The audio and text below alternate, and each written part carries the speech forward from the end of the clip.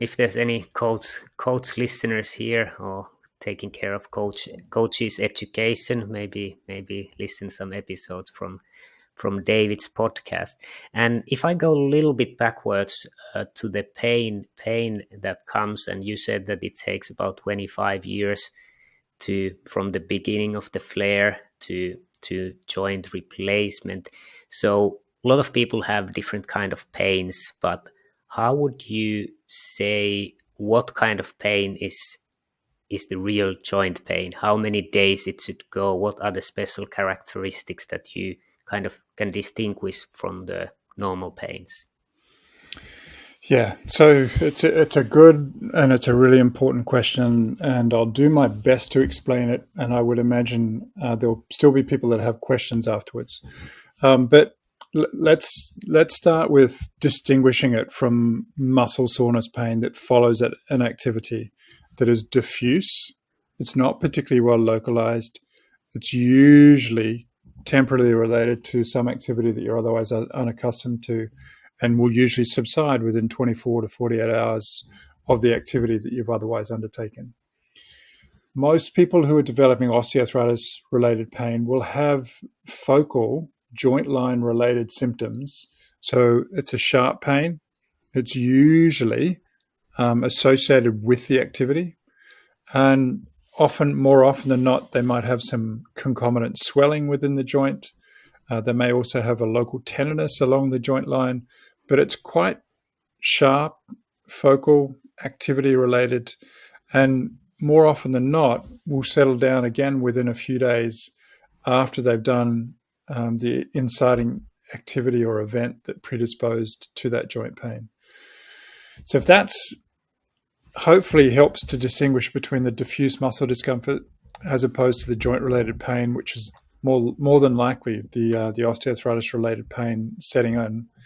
And as that becomes more frequent and the episodes closer together, it would be worthwhile going along and getting some advice and help about what you can best do to preserve your joint health longer term.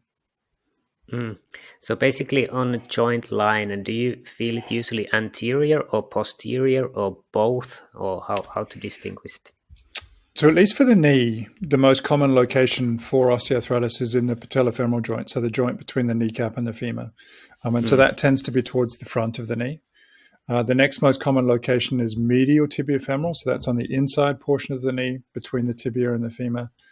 Then lateral tibiofemoral, and then not infrequently, people can also get a feeling of discomfort, fullness, swelling associated with a Baker's or a semimembranosus cyst behind the knee within the popliteal fossa. So it can occur wherever in the knee. And then there are bursae or sacs of fluid or inflammation that can occur in other locations around the knee. But the most common locations would be anterior, related to patellofemoral joint involvement, or medial in the knee. And swelling, it's quite easy to detect. How often there is pain without swelling that's related to meniscus? Yeah, so swelling can be difficult to detect when it's less pronounced. And so as a clinician, we often see this and examine for this. The vast majority of people who present with osteoarthritis present without swelling, and they do have pain, but the vast majority present without an evident effusion on clinical examination. So in general, most people who present with osteoarthritis will present without a swollen knee with joint-related symptoms associated with their osteoarthritis. All right. And you said that it usually happens with activity, and I think we have many runners as listeners. Would it be pain when you land the step, and how is the intensity of pain on the pain scale from 1 to 10 usually? So in terms of pain severity, Ollie, it can vary dramatically. And obviously if a person has pain that's just coming on with activity and they persist with activity and they don't slow or modify the activity, that pain severity can go all the way from 1 through to 10, and that ultimately then forces them to maybe stop the activity that they're otherwise doing. What was the first part of that question? I think I asked, is it when the leg is landing? Okay, so is it kind of with the loading. Yeah, so the portion of the gait cycle where they're most likely to experience the symptoms is either in heel strike or mid stance. It's very usually at one of those instances. If a runner is really attuned to their gait cycle and is very sensitive to changes that have occurred, they may be sufficiently sensitive to differentiate between heel strike and mid stance. But for most people, they're not necessarily attuned or bright enough or sensitive enough to be able to detect which part of the gait cycle that's actually occurring in. The other activity, which more often than not tends to increase symptoms, is eccentric loading, whether that be through descending hills or descending stairs, is often another area where people are more likely to experience symptoms by virtue of the load that the knee is going through, and particularly the patellofemoral joint. All right, so that gives a good idea how to detect the pain. And how do you see this kind of, for example, Tai Chi, where you have kind of small circular movements within joints? And I think there's at least people try to tell that it would be good for joints. Is there any evidence of this kind of exercises? Yeah, that's one of the exercises that has been demonstrated in clinical trials to be efficacious in the context of osteoarthritis. There's a number of different physical activities that are helpful in the context of osteoarthritis that have been demonstrated in trials. Tai Chi is one, yoga is another, cycling is another, aquatic activity, water supported, is another, and in general, walking and maintaining general physical activity has also been shown to be helpful. And I guess the key element, at least from me as a clinician, is identifying what the person can continue to enjoy longer term and can tolerate. I mean, in an ideal world, there's no point telling a person who has an aversion to water that you want them to do aquarobics on a regular basis. And likewise, for a person who's never ridden a bike in their life and has a fear and aversion to cycling, there's no point telling them to ride a bike. But, find something that they can continue to enjoy, that the joint can otherwise tolerate, and encourage them to do so. And our guidance around that physical activity is very similar, presumably, to the guidance that you would normally give for other general health. So we're usually encouraging a person to engage in at least 150 minutes per week of moderate, vigorous physical activity, both from the perspective of their joint health, their weight, and their general health. Yeah, so quite the normal recommendations of physical activity fit also for the joint health, basically. Yeah, and again, just another qualifying comment about the type of physical activity, because you did ask this before, Ollie, and it's not that I avoided the question, but I do think a number of people out there in the general community say that you probably want to avoid higher impact activities as if a person's not tolerating them. And so there I'm particularly thinking about sports like tennis or basketball or marathon running or something of that nature, where there's a great degree of impact that goes through the foot and heel that is likely being transmitted proximally to the knee and or hip, for that matter, for people that have hip osteoarthritis. Again, for a person who's passionate about those sports, who wants to continue to participate in them, I usually work with a physical therapist to find a way for them to be able to do so. And over time, with appropriate coaching, tuition, and instruction, most people can continue to participate in those sports that I think a lot of people otherwise discourage them from doing so. But if they can tolerate it and it's not causing exacerbations of their symptoms, I would usually encourage them to continue to remain active as long as they can. Yeah, and if we move to people with osteoarthritis, it's also important for them to stay active. What are the optimal ways of staying active for them? Yeah, another great public health question, Ollie, and something that I think is really important for people out there with osteoarthritis to understand. Just again, another quick promotional plug for the Joint Action podcast. We did a wonderful episode with Dan White, who's a tremendous physical activity expert, who's been largely focused on osteoarthritis, and a couple of the comments that I'll make really derive from Dan's work, and he's a tremendous researcher based at the University of Delaware in the US. But in general, an activity that maintains continued range of motion of the joint, continued strengthening of the muscles around the joint, and continued trophic stimulus to the joint. And so there, I'm not being really restrictive about the types of physical activity. For the most part, in general, we're encouraging our older adults who are otherwise unaccustomed to higher impact sports to continue to walk. If they can't tolerate land-based activity, to consider doing that on a bike and or in the water with aquatic activity. But as long as they can tolerate land-based activity, usually walking, more often than not, we also encourage people to engage in aquatic activity simply because it's such a good supportive exercise as well.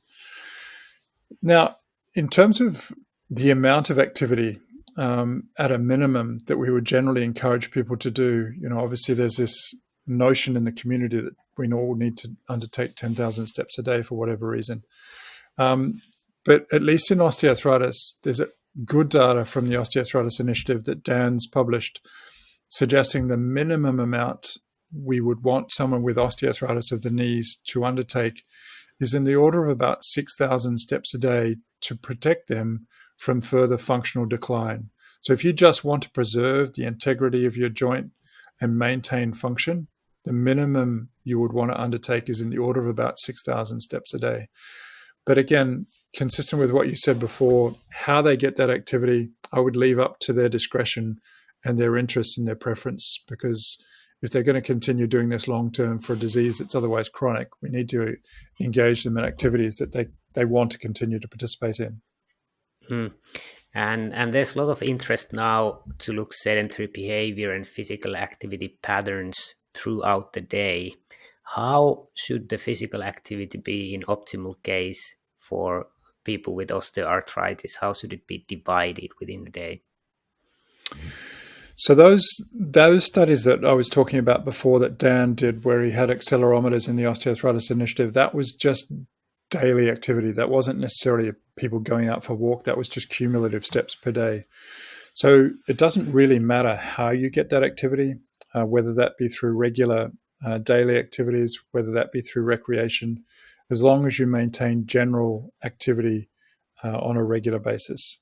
The other qualifying comment I would make there, and it's really an extension of the sedentariness, is that the longer a person sits still, the more immobile they are, and particularly if that goes for long durations through the course of the day, the more likely their joint is to stiffen up and to lose mobility in the context of a person that has osteoarthritis. So ideally, we want people to continue to remain mobile throughout the day. We do, at the same token, we want them to engage in regular, moderate, vigorous physical activity through the course of the week. But in general, we don't want them sitting for too long a periods of time. And in terms of quantifying what too long a period of time is, in general, in the clinic, we encourage people to be moving every 20 to 30 minutes at least. So basically same recommendation as for sedentary behavior from a metabolic point of view. Yeah, and oftentimes the metabolic syndrome is traveling hand in hand with osteoarthritis. The average body mass index of most osteoarthritis cohorts is in the order of about 32. And what are the other common comorbid complaints with osteoarthritis? So obviously obesity is present in about 90% of our population's back pain and about 60%, diabetes in about 20%, depression, anxiety, stress, and other mood disorders in about 30 to 40% of people, heart disease, again in about 10%, high blood pressure in about 60%. So there's a lot of common comorbidities, and consistent presumably with the messages you've had before on the podcast, there's a lot of similarities between the development of these diseases and the metabolic syndrome related conditions, and a lot of similarities about the way we ideally should be managing these in the general community longer term in terms of improving physical activity and improving diet. So you said many comorbid complaints were at 90% and several at 60. So really, really, really common. How should we approach these in relation to treatment or management of disease, and maybe kind of treating these problems? Treating the comorbid problems or treating the Yeah, osteoarthritis, or both? the comorbid. Yeah. Yeah. So in an ideal world, we'd do it from a public health perspective, and we'd prevent them happening in the first place. And so we'd maintain good levels of physical activity through our life and have a good diet throughout our life. And we wouldn't develop the metabolic syndrome or the diseases that tend to travel alongside that, including osteoarthritis. But let's work on the assumption that we're working with a population of people who may have features of the metabolic syndrome, whether that be obesity, changes in cholesterol, high blood pressure, diabetes, heart disease, whatever it might be. In general, as it would be for those other diseases, we would manage them exactly the same. So we would encourage them to increase their physical activity and modify their diet to improve those features of the metabolic syndrome. The mainstays, the core treatments of osteoarthritis are really four. So the first four we would advocate for is strengthening exercise, increasing physical activity, education about osteoarthritis, and for those people who are above a healthy weight, encouraging them to lose weight. And so I think for the most part, the encouragement to physical activity, the encouragement about weight loss would be broadly consistent between osteoarthritis and the metabolic syndrome.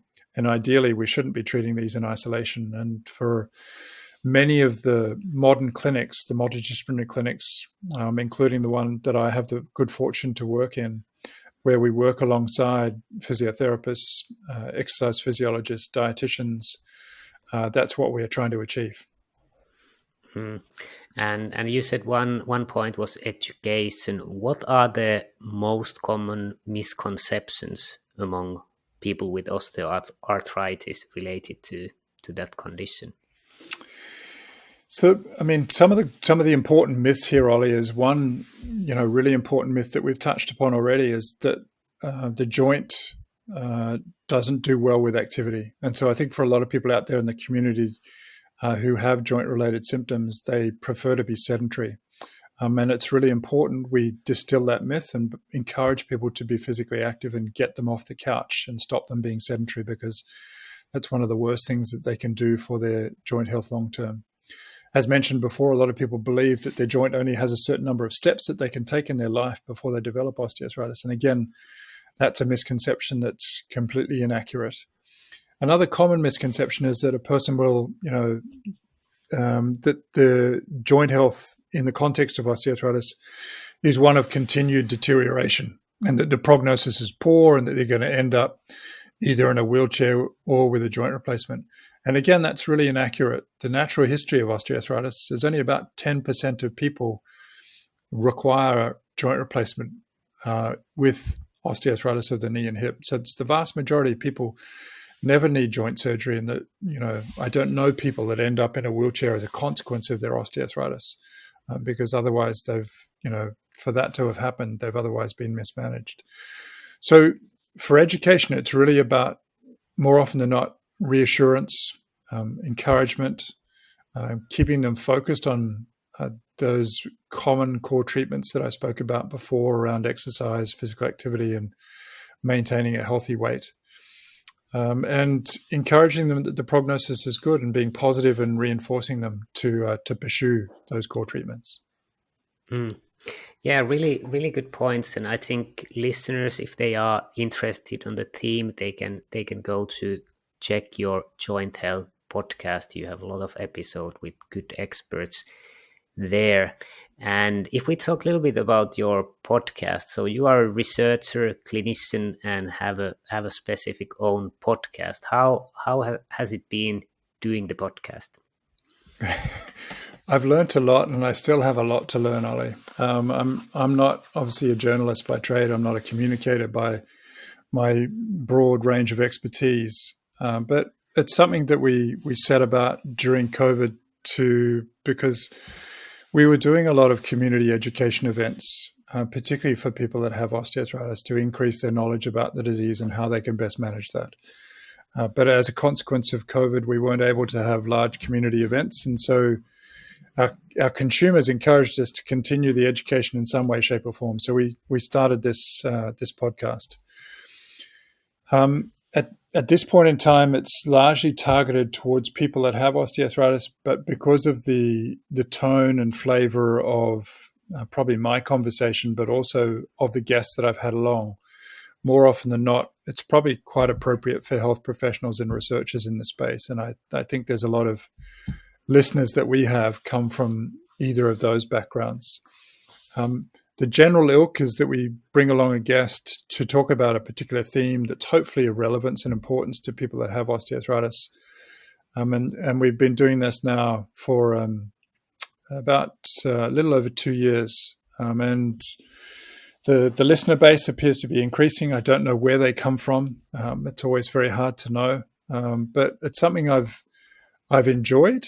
And I think particularly during COVID, a great way to communicate for people out there trying to learn more about osteoarthritis, but also for me, communicating with friends and colleagues that I otherwise didn't have a chance to meet face-to-face during COVID. Conferences were cancelled. And so it's, a good time for me to catch up with them, to get to know them a little bit better, with the excuse that I was doing a podcast for that particular purpose. So it's something I've enjoyed. And it's something I hope to be able to continue to do. Yeah, I agree with many of the points you mentioned. And what do you see as challenges? There's probably some researcher listening this and maybe thinking of the idea but not doing. Could you tell what were the challenges for you and how did you overcome them? Like anything, I think it's a craft that you have to learn. And to me, it's been an experiential learning process. And, there's a lot of great resources out there on the internet about how to do a good podcast and how to do a good interview and what are the essential ingredients that you should be aiming for in terms of, having a great topic. What's the balance between that and having a good, eloquent guest? How do you best engage listeners and try to do that in a conversational way so that it sounds like it's a natural conversation, and to not make it such that it just sounds like a barrage of questions one after the other without necessarily any break or interruption in flow between the questions. So I'm learning as I go. I don't profess to be an expert. It's a craft that I think will take years and years to become or to develop some level of expertise. And I think, at least if I understand the way podcasts operate as a business, I think for most people who are out there who are doing podcasts, it takes years for them to develop their listener base. And so I think for a lot of people, they come in, they say, well, I'm going to do 5 to 10 episodes. If I don't have thousands of listeners each episode, by the end of those 5 to 10, I'm going to quit. I don't know what your experience is, but I think it takes a lot longer than that. And I think particularly from the perspective of learning the craft, it takes a hell of a lot longer than 5 to 10 episodes. I fully agree that it's a thing that you need to learn, and I think the best way is to start learning by actually start doing it. It doesn't really make sense like just practicing many years the skills of interview, and it's better to just do. And like you said, the listener base, it takes time, and I think we have been doing this 2.5 years now, a little bit over, and yeah, it's slowly going up. And yeah, about learning, yeah, it's just you start doing the first ones and you learn, you publish them, maybe somebody listens, maybe, and I think anyway people find values. I don't know how many podcasts there are about joint health, but probably not many. So even if it's not perfect, it's still very valuable for people. So I would really really think the same, that it's just good to start. Yeah.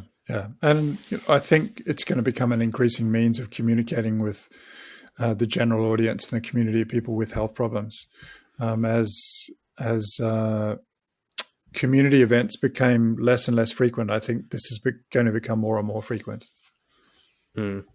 And you selected for the name for the podcast Joint Health, which is quite easy for normal people to understand what is it about, and you aimed for people with osteoarthritis or normal people, but also think that it's good for professionals. How do you see it now when you do interviews? Do you think that you try to give it something for professionals and something for normal people, or how do you think about it when doing a recording or preparing for one? Yeah, so Ollie, it's called the Joint Action Podcast, and the general flavor, and this is what I say for the listeners as well as to the guests, that I try to ensure that they use lay language, and that it can be targeted towards a general community audience.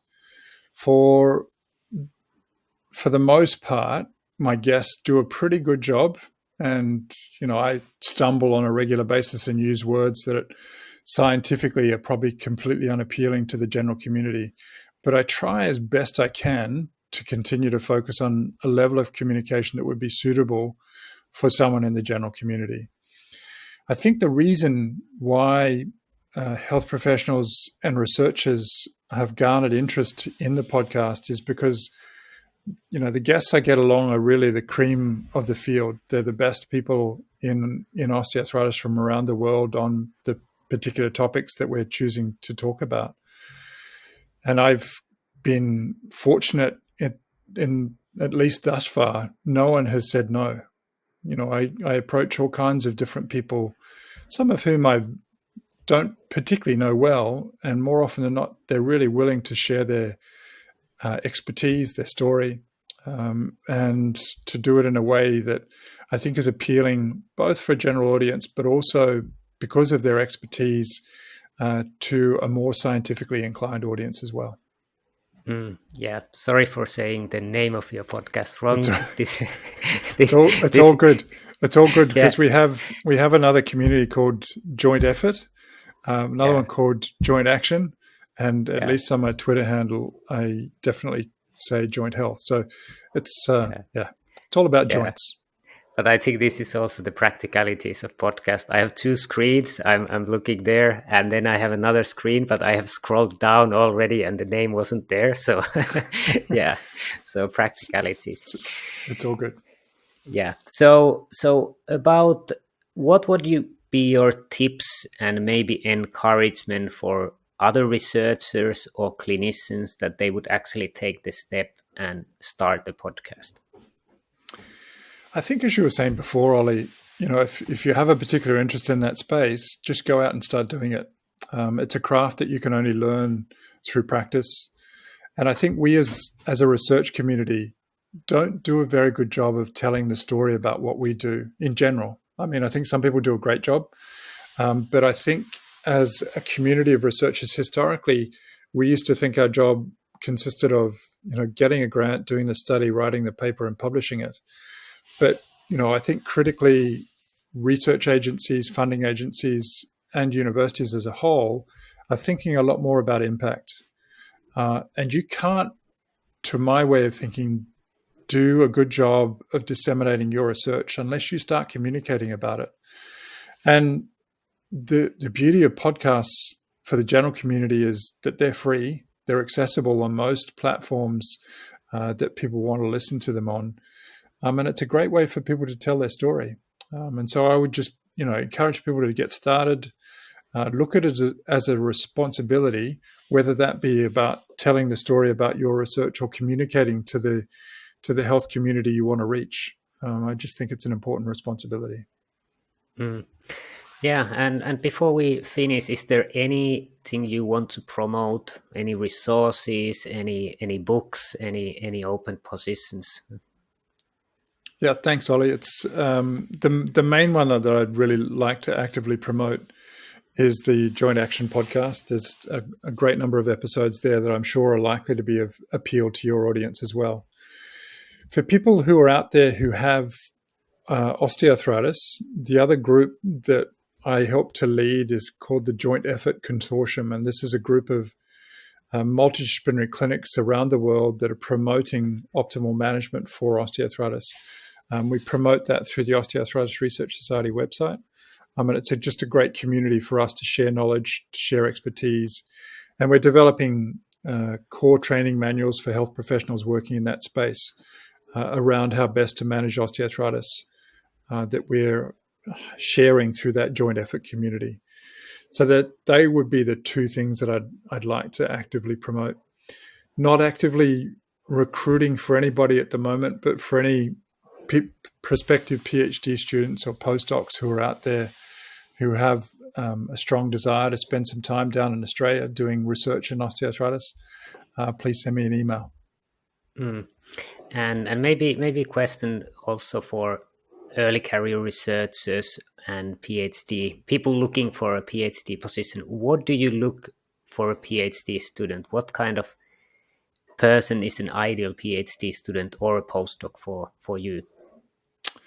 Well, at least for a PhD student, someone who's enthusiastic, who's clear about what it is that they want to try to achieve, and so that they have some clearly stated objectives, and ideally that they write well and that they communicate well.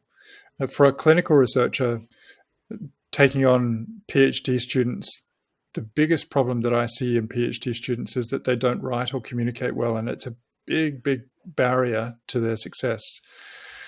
For a postdocs that I've normally brought into my group have largely been people that I've met through meetings that I've been really impressed with the work that they're doing, and that I'm really enthusiastic about continuing to mentor and guide and to shape and to give them greater success.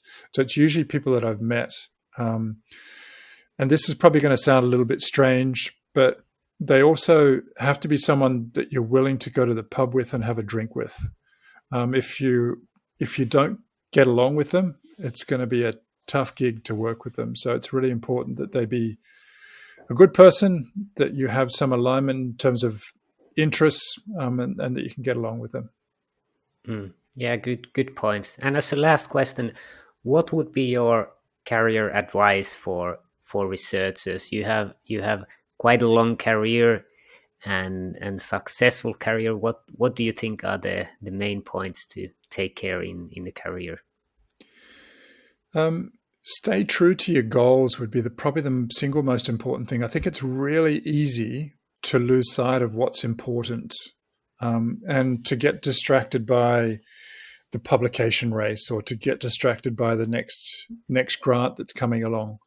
But really focus on what it is that you want to achieve, what it is that you want to make a difference to, and stay true to that, because it's really easy to get lost in the race and to lose focus of what's truly important. And at least for me, that's making an impact for people out there who have osteoarthritis, and hopefully improving knowledge and care and treatment for people so that way it becomes less disabling long term. Yeah, great advice to end this podcast episode. Thank you, David, for taking time.